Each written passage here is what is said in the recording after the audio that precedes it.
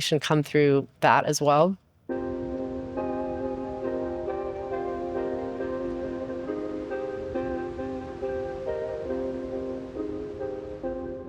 I'm Zach Dell, co-founder and CEO of Base Power Company.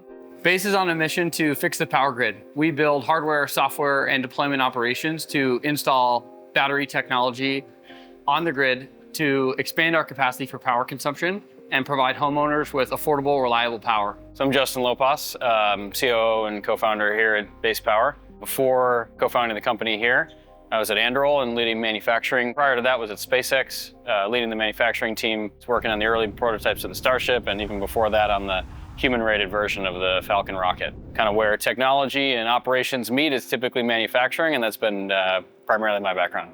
Our energy infrastructure in the US is very old. The grid was largely built in the 60s and the 70s. While there's been a lot of innovation in power generation, but not enough transmission to get that power to residents across the country.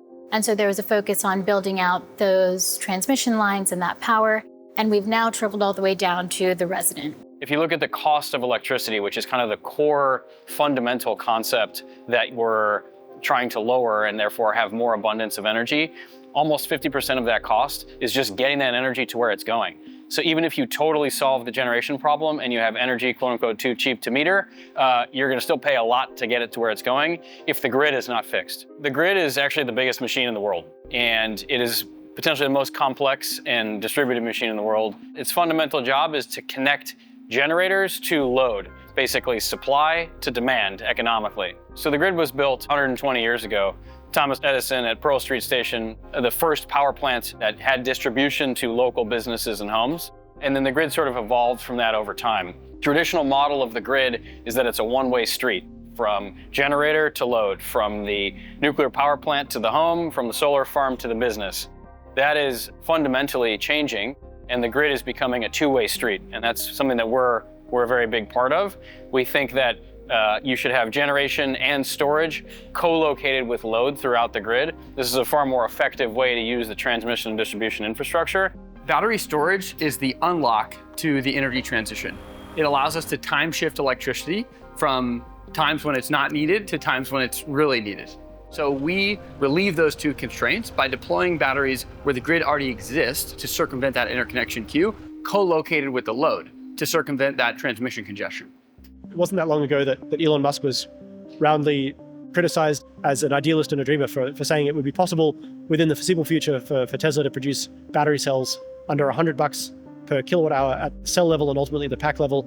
And last year we saw various different chemistries of lithium and sodium-ion batteries being produced and sold in a number of countries, not just China, for in the 50s of dollars per kilowatt hour, which is, it's just nuts. Like that's off by a factor of 2 in just a couple of years. If you look at the utilization of the grid, most lines on the grid are utilized under 50%, meaning most of the time they're not literally used to their capacity.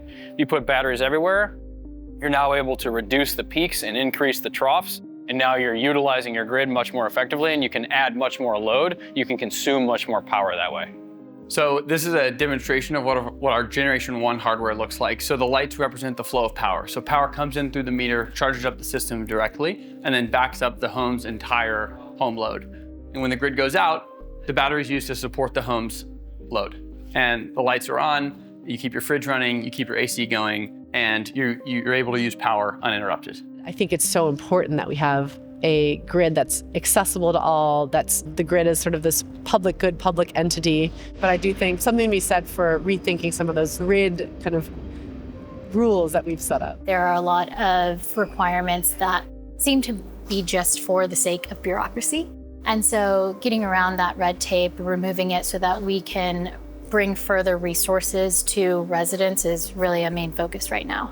And I don't want to say that it's permissionless innovation. There are definitely checks and balances that need to be in place for safety. So we don't want to go unchecked in these installations. We want to make sure that not only us, but any actor in the space is acting according to all of those safety requirements. But there are those unnecessary kind of extra red tape that when those are removed, we can kind of meet the state and meet the growth of the country where it is.